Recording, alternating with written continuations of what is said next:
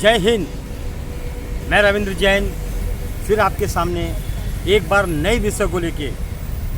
भारत की राजनीति परचूने की दुकान की तरह हो चुकी है। ना सिस्टम ना शिष्टाचार, नेताओं की अय्याशी का कोई ग्राफ नहीं। नेताओं को चुन के किस लिए लाया जाता है उसका ख्याल नेताओं को बिल्कुल नहीं।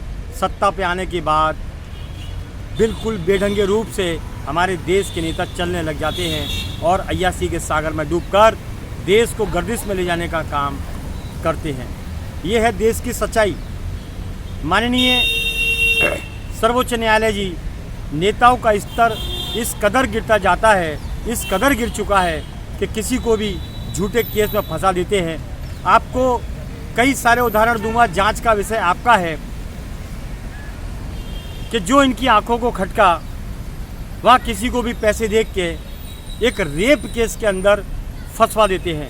एक बार तो फंसा दिया, ये मैं जानता हूँ कि ये केस डीसीपी रेंज के व्यक्ति ही दर्ज करा सकते हैं, अन्यथा कोई नहीं। लेकिन फिर भी एक बार झूठा केस अगर किसी के ऊपर काला कलंक लगता है तो काफ़ी सालों के बाद उसका कलंक धुलता है।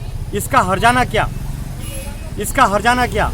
माननीय, मेरा कोर्ट से निवेदन है कि रेप केस दर्ज करने के पहले गंभीरता से जांच की जाए। क्या इसमें पैसे का मामला है? क्या इसमें आपसी दुश्मनी है? क्या है आखिर? अगर सच है वो सच है, लेकिन अगर गलत पाया जाता है तो इंसान की ज़िंदगी तबाह हो जाती है, वो समाज से बेदखल हो जाता है। इसका हर्जाना, इसका भुगतान कौन करेगा?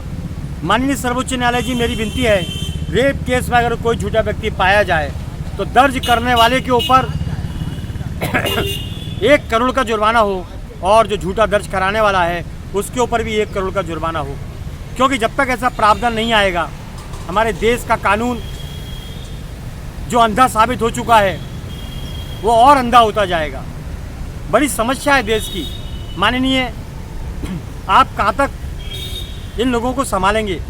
ये आए दिन कुछ ना कुछ रास्ता निकालते रहते हैं और अपनी जेब भरते रहते हैं। विषय इतना खतरनाक हो चुका है कि लोगों के दिमाग के अंदर देशभक्ति का जो जुनून था, कीड़ा था, वो मर चुका है। और मर चुका इसलिए है कि हमारे देश के नेताओं ने संविधान का जो मजाक बनाया, कानून की जो धज्जियां उड़ाई, सिस्टम का जो हत्या किया, सत्य का कत्ल किया, वही सब देख के जनता का दिमाग भी सत्यमेव जयते की तरफ से हट गया।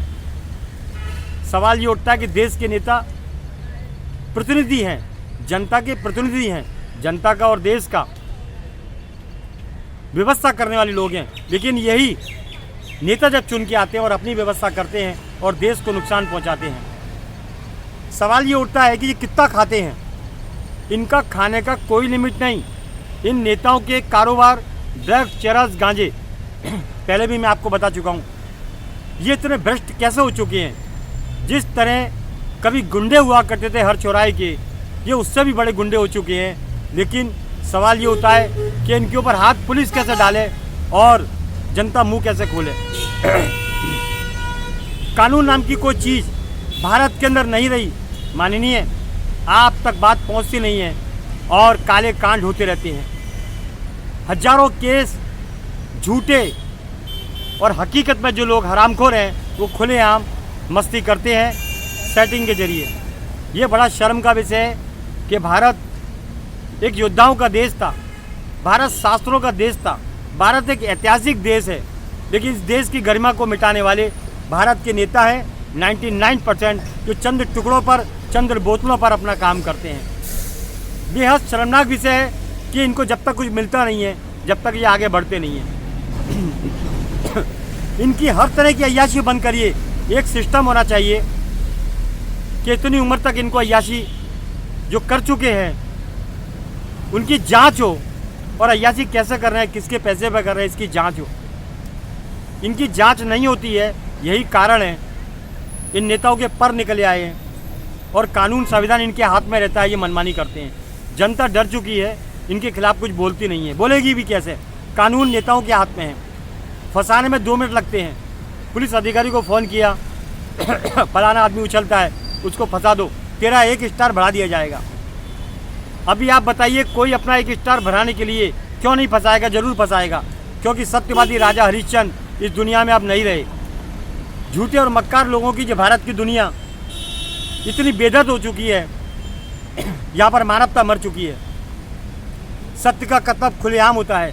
न्याय के मंदिरों में झूठे लोग खड़े होते हैं और सौगंधे खाते हैं, गीता पुराण की काम वही करते हैं जो उनको नहीं करना चाहिए। बड़ा शर्म का विषय है। भारत में हर चीज़ बिकती है। ये कैसा भारत हुआ? शास्त्रों का भारत, संतों का भारत, वेदांतों का भारत, ऋषियों का भारत आज नशेड़ियों का अड्डा हो चुका है, अय्यास नेताओं का गढ़ हो चुका है। बस मुझे इस देश को बदलने के लिए कुछ भी करना पड़ेगा, लेकिन मुझे अब ऐसा लगता है कि देश को बदलते बदलते मेरी ज़िंदगी पूरी हो जाएगी, लेकिन ये दलाल नेता नहीं बदलेंगे और दिमाग से पैदल हमारी जनता नहीं बदलेगी। जनहित में मैं रविंद्र जैन। जय हिंद।